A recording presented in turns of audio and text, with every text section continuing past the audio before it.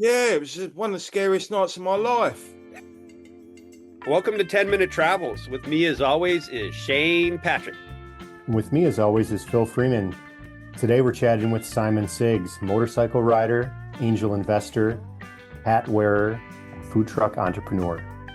Let's get right to it, shall we?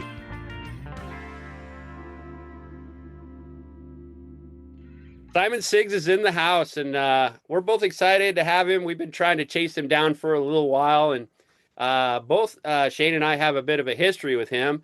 Hell, I met Simon back in 2000 and oh man, Three. three? 2003, Oh yeah, my yeah. goodness. So he came on one of my motorcycle trips in Alaska back when it was just a sole proprietorship, Alaska Rider Tours. And boy, was that fun getting to meet him. But then after that, we ended up being friends and going around the world. We went to Peru together. Where else did we go together? South Africa.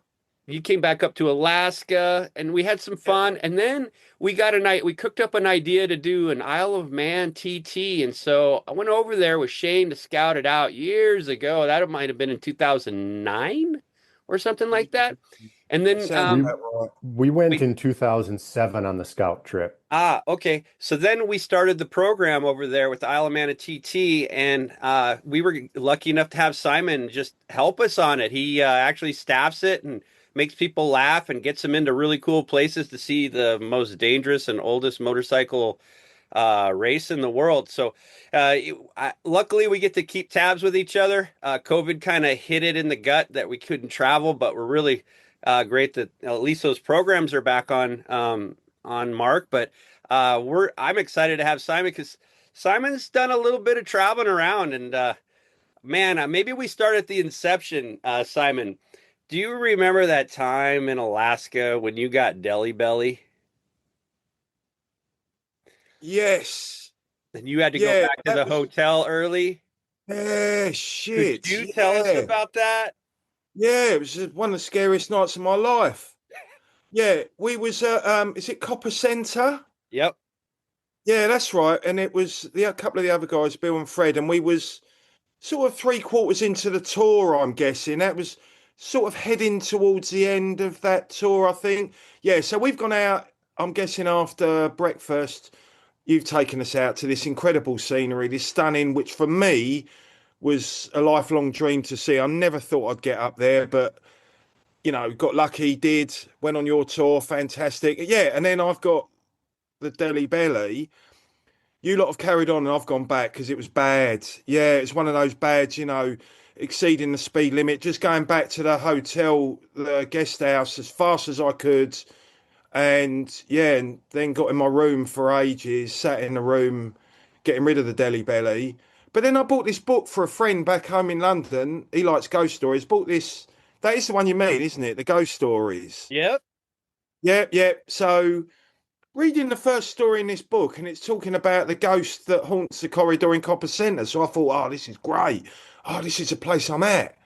And then it was the room I was staying in. It's the actual room I was staying in. That he walks down the corridor in the middle of the night, comes into that room, and then stands at the end of your bed. So yeah, I was done. That done me. So I'm out in reception making a complete arse of myself. They're laughing at me because yeah, it done me. It done me. I was serious. Yeah, that was it. So I slept with the night lights on that night. Yeah, nothing happened. Didn't you go out to ask the proprietor if there had Yeah, I been? was in the reception freaking out. Yeah, no, it's bad. Yeah, What are mate, the I'm cringe now. What I love about it was you came up to me when we got back. You're like, "How did you put me up to this?" And I'm like, "How did I what?"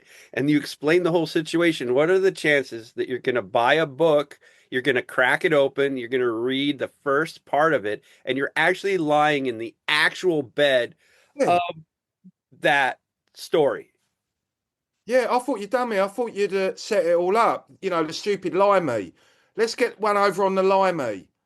No, that was just a dipshit guide move. I did a similar thing in McCarthy um, the night before going out on the Copper River. One of my guests was Insomniac, and there were a bunch of books on the wall, and I just grabbed Alaska Bear Tales and I like read this, you know. and then spent the next 7 days with this guy who was freaked out. He wouldn't go more than a foot and a half. He wanted you to hold his hand while he was peeing because he was afraid a bear was going to bite him. You know, it's just, and it was all my fault. Well, that was my first introduction to Simon, and then hell, we crossed paths a few times. You know, Simon had a personal quest, which I found was interesting, but we used to sell motorcycles to people that we knew, which we don't do anymore because it's pretty smart. And we had a bunch of KLRs, Kawasaki KLRs, and Simon he circled around. He's like, I want to ride all the way from Prudhoe Bay down to Tierra del Fuego. I want to do this on my own, and I want to do it for a cause. And Phil, can you sell me a bike? And yep, number 8 was on the chopping block. And yeah, you ended up doing quite an adventure. I don't know how many miles or how long it took, and tell about what you did it for and a little bit about that, if you could. That was, yeah, eternally grateful for that because I didn't know what I was going to do about a bike. And I remember you had Kagan, the Mr. Motorcycle, fixed it up for us. It was amazing what he did.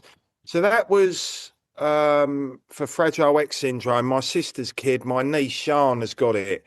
And my sister was always saying, no, life's good, life's fine. I could see it wasn't. It's difficult because Sean is Fragile X is a learning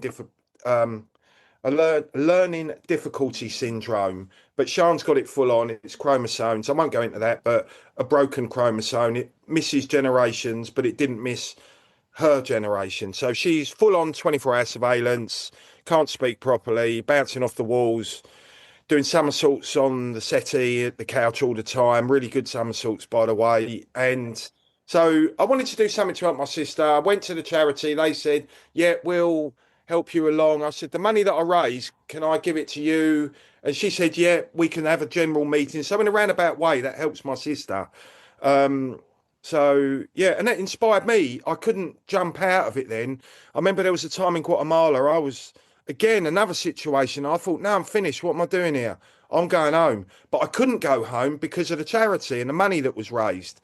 But if I hadn't have done it for charity, I would have got on the first plane out of there. Somehow I got a link from you that you made it onto television in Great Britain too to support your deal. You were interviewed. Yeah. It was a great learning thing for me. I couldn't sit in the shadows anymore. I'd done this. I put myself into it. So normally I sort of I like attention, but when I get it, I don't know what to do with it. So I sort of try and shy away from it. So, and then I'm on this. It was at that time there was a thing called Nuts TV. It was for blokes. It was for lads, geezers. I don't know what you call them over there. You know, a little bit macho, a little bit attitude.